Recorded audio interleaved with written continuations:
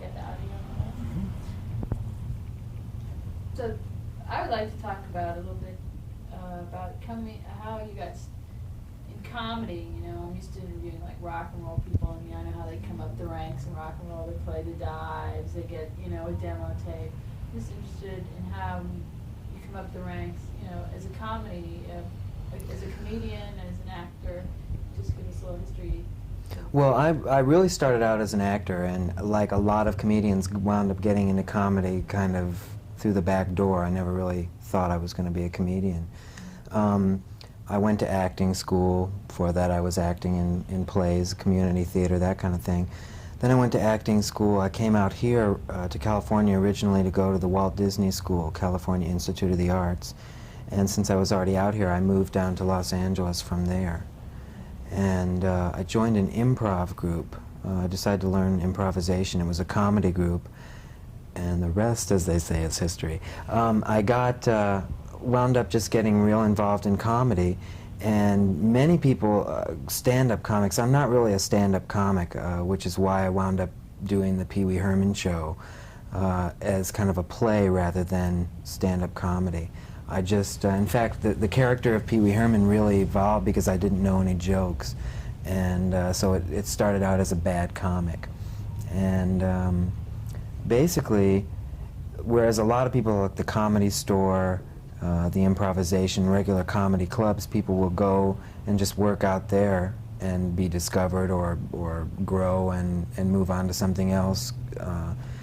I wound up being kind of real insulated in a real small group, which is generally a lot more supportive than a place where everybody's kind of an individual and you go and people are going like, that guy sucks, and that kind of thing. This was a much more, it was a group of really great people who all were kind of concerned with each other's growth as artists.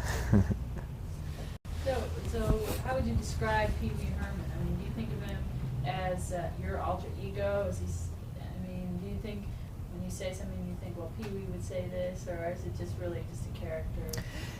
It goes back and forth between being an alter ego and just a character. I've been asked a lot, where did I come up with the character and how did it develop, and it certainly did develop over a period of time, but it was generally a character that I just could switch on, so I guess that answers it. It must be an alter ego of some kind, because I can just turn on the character and know what he thinks and know what, I don't have to give it a lot of thought, particularly since I've been doing it for 2 or 3 years now. So how would you describe it? All these artists are just kind of like a nerd. Lovable nerd, that kind of thing. I would definitely put the word nerd in there somewhere. I think he's kind of like a survivor type of person. He's the kind of person who, no matter what, I mean, he maybe by some standards would be considered a loser, but he never looks at himself that way. He's, he's a nerd who's making the best of it, really is how I would describe it. So in the show that I just saw, and did you pick up all the routines, or is it like the whole ensemble worked up all that? Yeah, most of the people participated in writing it. I used all people that were improvisational performers from the Groundlings, and a friend and I came up with really the concept of it, which was to move Pee-wee from being a bad stand-up comic to living in a playhouse and having his own kiddie show. So we came up with that idea, and I came up with most of the characters, like who peopled the playhouse, and then we cast it out of the Groundlings, and those people came in. I worked with a co-director, and he and I directed it and supervised the writing, which was a lot of just editing tapes and going back over and re-improvising things that we did. So the writing credits on the show are the whole ensemble, plus the guy who directed it. So if you were writing like a diary, like let's say Pee-wee's Day, what would you have in it? I mean, would that include the show? Would he run into these? Is that what the show is like? Well, at this point, I'm thinking a lot more in terms of a movie version of it, because I'm right in the middle of writing a script for Paramount based on Paramount saw the tape of the home box office show, and we then decided to make a motion picture, but it's going to kind of pick up, it has some of the same characters, and it picks up where that leaves off in a way. In other words, the Playhouse is really just where Pee-wee lives, and he doesn't have a kid show. He doesn't do a television show in that. It's called Pee-wee's Big Adventure, and it's really an epic adventure story. It's going to be like Sinbad movies, kind of, or it's a combination Sinbad, Wizard of Oz, and Mothra, I'd say. Mothra, like the Japanese movies. Is it going to be happening in 1982, or is it? I think it'll happen in. Oh, the present. Right. It will. It will, I think, happen. Does it happen in 1982? It happens in the present, although it's kind of a fantasy land. It doesn't necessarily have any. There are expressions and things that might refer to 1982, but generally Pee-wee's world is the 50s, I would say, which is when I grew up. Was that why it's the 50s? Pretty much. Also, I just like the 50s a lot. I mean, it just seems real colorful and gaudy, and it just seems to fit with Pee-wee. I mean, I think Pee-wee in a lot of ways is a real innocent character, although he's kind of streetwise in a lot of ways, and he's a real smart aleck. He is pretty naive and pretty innocent, and those are two words that crop up a lot to describe the 50s, you know, when we were all naive and innocent. So how did working, I know you said you appeared in the Gong Show 10 times. A lot of people came out of the Gong Show. I met people when I was on the Gong Show. They would tape 5 shows at once, 5 shows in one day. So you'd be locked in a room where it was classified as a show, a game show. So there were a lot of rules that the network had to follow, including you were not allowed out of the room all day. You had to be accompanied to go to the bathroom. And I guess they were afraid the judges would see you or something. So there would be about 200 people, all with crazy acts, in a room all day long from 7:30 in the morning till 8:30 at night. And that was real interesting. That was a lot more interesting than the shows. I think real highly of Chuck Barris. I think he supported a lot of people during a lot of years when people were starting out. I know a lot of people who work a lot now who started out at the Gong Show. I got my union card out of there, and if you were a union member, you were paid to do the show, and I also won several times, so you know, there was more money involved there, and then they'd rerun them, and you'd get bowling balls and stuff in the mail, and it was a real fun time. I really enjoyed doing that show. A lot of people think it was, you know, don't like Chuck Barris and think the whole thing was crazy, and I just, I'm a big defender of the Gong Show. How was that experience different than, say, like working on, like, in a series, and working with, guested on or working with Steve Martin? Well, it's the difference in working with professionals and not working with professionals. I mean, there were people, I don't even know how to describe them. I mean, there were just the most amazing acts. I mean, people who were dead serious with these acts where they would put on a record and go like, you know, and do this crazy dancing, and that was their act. And it was fascinating, you know, but it was also kind of a big joke, whereas working on a television show with Steve Martin or Robin Williams is a completely different situation. You know, you kind of are rising up to something and trying to, you know, be as good as them. Do you feel that you're getting like support from these like well-established comedic actors? Yeah, I guess I do. I've been amazingly lucky in that respect, in that I've had, you know, you can go along, and when your mom and dad say, "Gee, son, you were great on that. We saw you on the Gong Show, and that act was great." You know, you feel great, but when somebody like Steve Martin comes backstage and says, "I really enjoyed that," it's a whole different thing, and you know, sort of get your head to be, you know, giant. What do you think? What do you think is going to happen after? I mean, you're going to do the movie, or I mean, what do you see happening like in the next year as far as what you're going to be doing? I hope to be on a beach somewhere. No, I keep thinking, that it gets easier, after a while, and I'm realizing more and more that it doesn't, and that, once you get to a particular point in a career, then you have to sort of grow and push forward from there, or else people get kind of bored with you. I would like to finish the Pee-wee movie and have it be so successful that we immediately start working on part 2. But at the same time, I also would like to be I am looking for other projects to do that are not Pee-wee. I started out as a dramatic actor and mainly got into comedy because people were going like, you're not a dramatic actor, forget it. And it seemed like, well, why fight it? If people say you're a comedian, go do comedy for a while.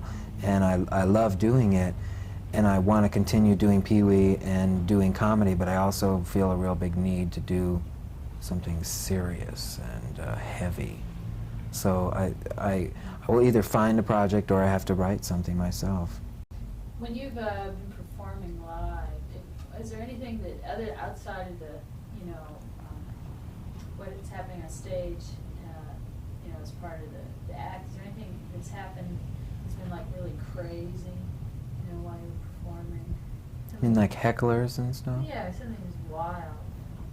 Like the ceiling falling. No, I haven't had anything really wild happen to me. I mean, I've had real crazy hecklers before, but my character is such a wise ass that I can usually handle them real easy. I mean, just looking at a heckler or having a heckler call, say something like, "You're a big nerd," I just can turn around and go like, "I know you are, but what am I?" or something like that. So I can put people in their place real easy in that character. This sounds really dumb, but the weirdest thing that I can recall that happened to me is before the show, the Pee-wee Herman show moved to the Roxy. I was doing it in a 99-seat theater that was very, very tiny, and I looked out one night, and there's one point in the show where I kind of can survey the audience, and I looked out and I saw Robert De Niro and Martin Scorsese sitting out in the audience, and I just completely fell apart. I mean, I was not thinking about being Pee-wee. I was just going like, there's Martin Scorsese and Robert De Niro sitting out there. But I mean, that's not that crazy, so. That's exciting. Yeah, there's been a lot of exciting things that have happened, but I've been real lucky that no scenery's fallen on top of me or anything so far. I think that it's to your advantage, I think, or maybe that's why you moved to Los Angeles, because when someone's starting out, I guess word gets passed around, go here and check out, this show or do that.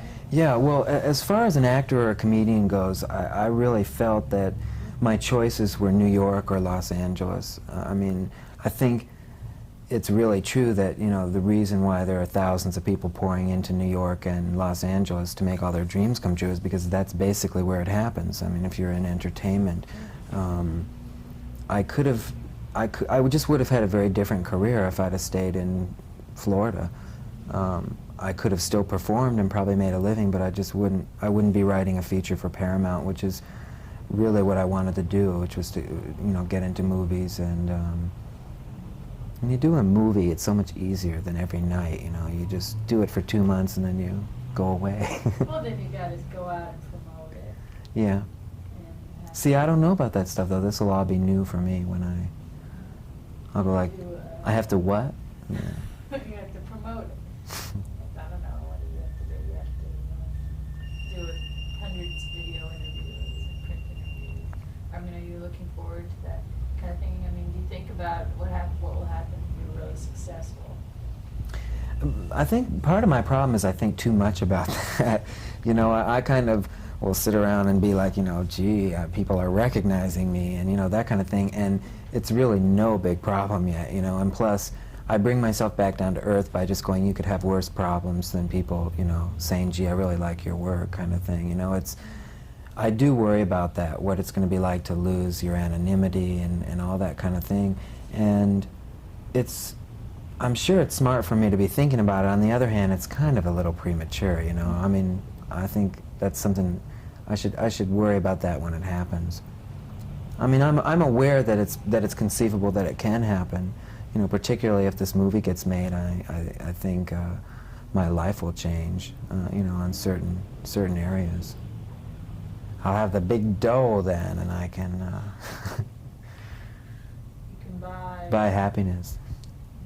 Do you think that, I know some people would say, you know, you say people like your work, but I would think that, you know, I mean, does it really work to just, you know, be this smart-ass guy on stage? It's kind of work. I mean, it's not work once it's all done to go out and perform.